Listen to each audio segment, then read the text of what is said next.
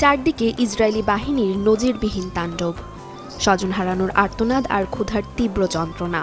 এর মাঝেই শান্তিদূত হয়ে কড়া নাড়ছে পবিত্র রমজান মাস।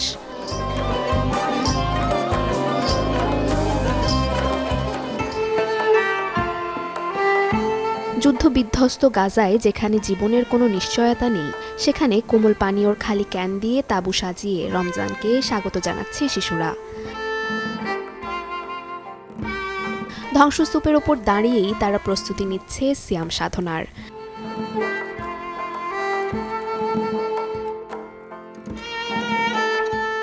তীব্র খাদ্য সংকটের মধ্যেও নিজেদের সামান্য সামর্থ্য দিয়ে ইফতার ও সেহরির রসদ জোগাতে ব্যস্ত ফিলিস্তিনিরা।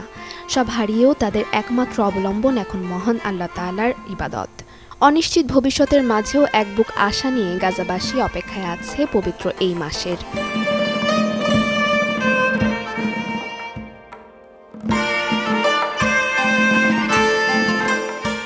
দৃশ্যপট বদলালেও চিত্রটা খুব একটা ভিন্ন নয় বিশ্বের বৃহত্তম মুসলিম দেশ ইন্দোনেশিয়ায়।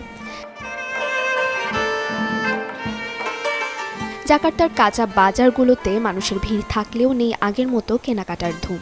হোয়াইট প্লাস প্রো সেনসিটিভ স্কয়ারে মাঠের বাইরেও তো আমরা এভাবে দেশপ্রেম দেখাতে পারি। মুদ্রাস্ফীতির কষাঘাতে জীবনযাত্রার ব্যয় আকাশচুম্বী।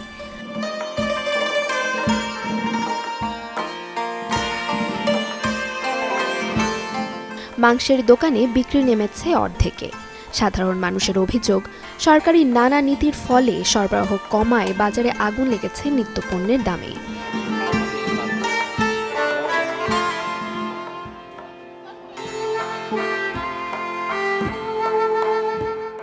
দক্ষিণ এশিয়ার দেশ পাকিস্তানেও উৎসবের আমেজ ফিকে করে দিয়েছে আকাশ ছোঁয়া মুদ্রাস্ফীতি।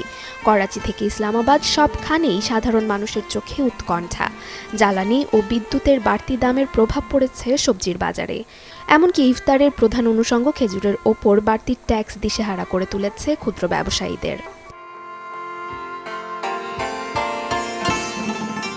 তবে এই ভয়াবহ সংকট মোকাবিলায় কিছুটা স্বস্তির বার্তা দিয়েছে পাকিস্তান সরকার।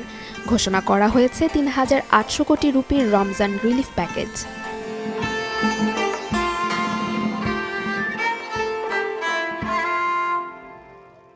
বিশ্বজুড়ে চলমান এই ভূরাজনৈতিক সংকট আর অর্থনৈতিক অস্থিরতার মাঝেও রমজান আসছে সংযম আর ধৈর্যের বার্তা নিয়ে।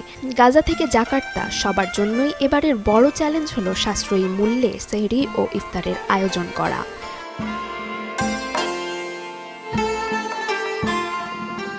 Desk report, channel 24।